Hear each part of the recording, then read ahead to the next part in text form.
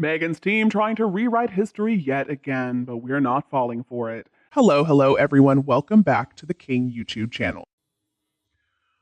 Well, I would love to know how much Meghan's new PR team is charging for all of this, because boy, have they been putting her out there.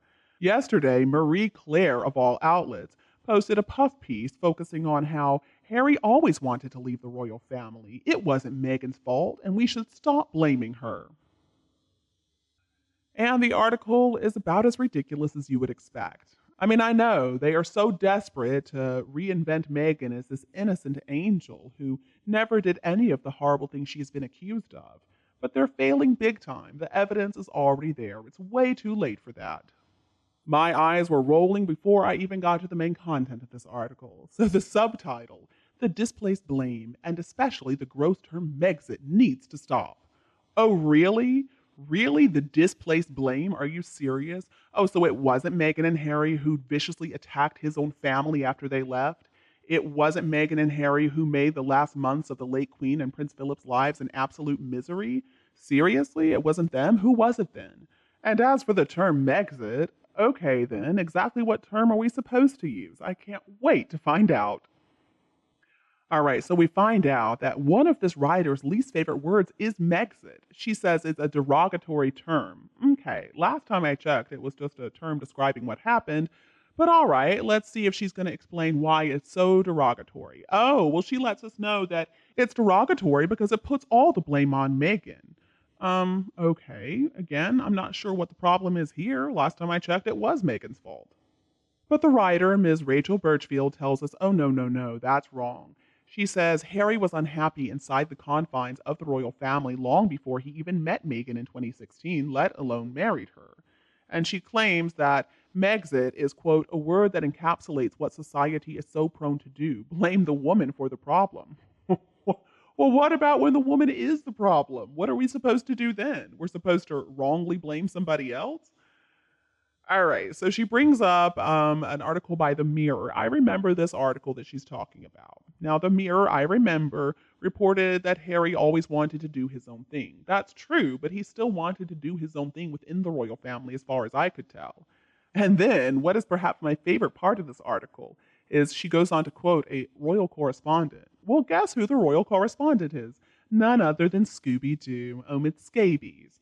She says that Omid Scobie said that aides at Kensington Palace confirmed that plans to split the household were in place long before Meghan even came on the scene.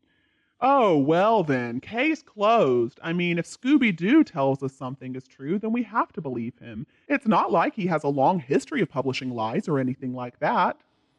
And Scooby-Doo had more to say. He also said, I've had aides at Kensington Palace say to me that long before Meghan even came on the scene, they always knew that when he got married and wasn't sort of the spare wheel, that he would go off and do his own thing with his partner, and they would very much live under their household with their own staff.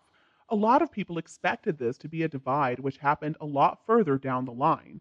But baby Sussex is just around the corner, and there's a lot to do before then. So this split of the households will be the most important thing. It's very easy, or maybe I should say lazy, to allow this to play into that narrative of, oh, they're at each other's throats. Oh, really? So we're supposed to believe that everything was great and wonderful in their relationship back then. But what about what Harry himself wrote in Spare about how his brother had physically assaulted him, pushed him down, and made him break that dog bowl, and that William broke his necklace too? So what was that all about? It is funny how, as usual, Meghan and Harry and Scooby-Doo cannot keep their stories straight. I mean, they just contradict each other and themselves constantly. And then they mention that ridiculous article from 2022, the one in the Telegraph where Bryony Gordon said that Harry wanted out from the crazy cult of royalty, she called it, since childhood. But oh, thank goodness Meghan entered his life because, she wrote, he only got the courage to leave after meeting Meghan. And people are claiming that Meghan wasn't the one who caused this. No. If the feelings were already there, Meghan just made him feel braver, and so he was able to let it all out. The problem I have with this whole narrative is they are completely missing the point. The problem is not that Harry and Meghan wanted to leave their positions as working royals. They always had the right to do that. Nobody ever faulted them for that. The problem was how they went about it.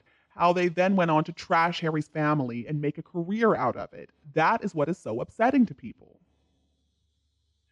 So that's basically all of the article. But then, then she includes a little editor's note where she says that it's none of our business what happened during Megxit or after.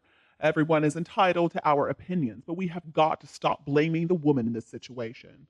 Because, oh yes, Meghan Markle is this poor innocent angel who has been framed. How dare we blame her for this? And she ends the article by saying that we should all bury the term Megxit. And so here we are, right back to the issue of censorship. Who do they think they are? Why do Harry and Meghan and Scooby-Doo and whoever else they have working for them believe they have the right to tell us what we can and cannot say? Who are they to police our language? It also just goes to show how completely out of touch Meghan and Harry are. If they really want to change the narrative, if they really want people to stop saying bad things about them, they have got to change their behavior. Telling us that we're wrong in our thinking is not good enough.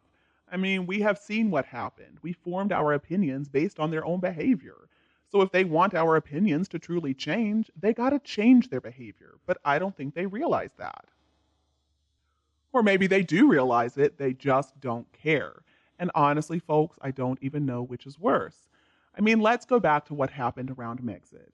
Now, again, nobody really blamed them for leaving the royal family. Nobody had such a problem with that. Nobody thought that it was a problem that the households were split. I mean, the Wales household, or the Cambridges at the time, and the Sussexes.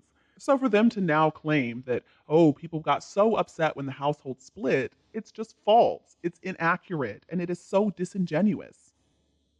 Of course, when Harry and Meghan decided to leave the royal family back in January of 2020, it got a lot of attention because it was big news at the time. And you know what? Harry and Meghan were also pushing this news out there. They wanted the attention.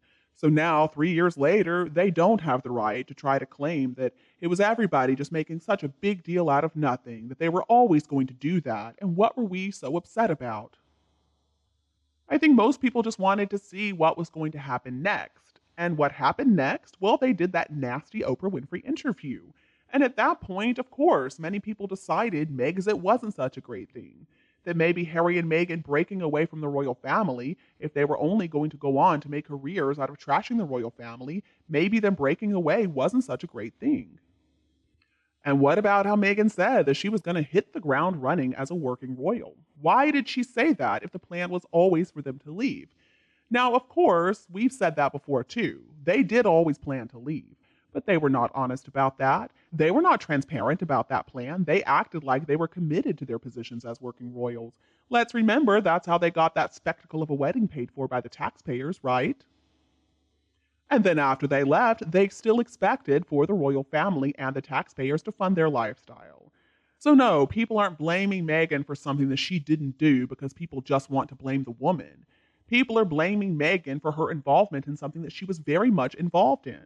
Now, was she the only reason they left? Of course not. Harry played a big part in it too. But that's understood. There's nobody out there arguing this was 100% Meghan. And look, I know this is not the last puff piece we're going to come across, but it's getting a bit ridiculous, isn't it? If Harry and Meghan, instead of paying their PR people so much money to put out all these ridiculous stories about them, to get their names in the news, to try to control the narrative, if they could just keep their heads down, keep their mouths shut, and for once actually do something to help other people, their reputations would change.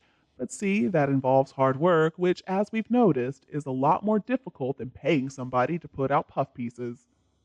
And what about you? What do you think about all these puff pieces trying to rewrite history?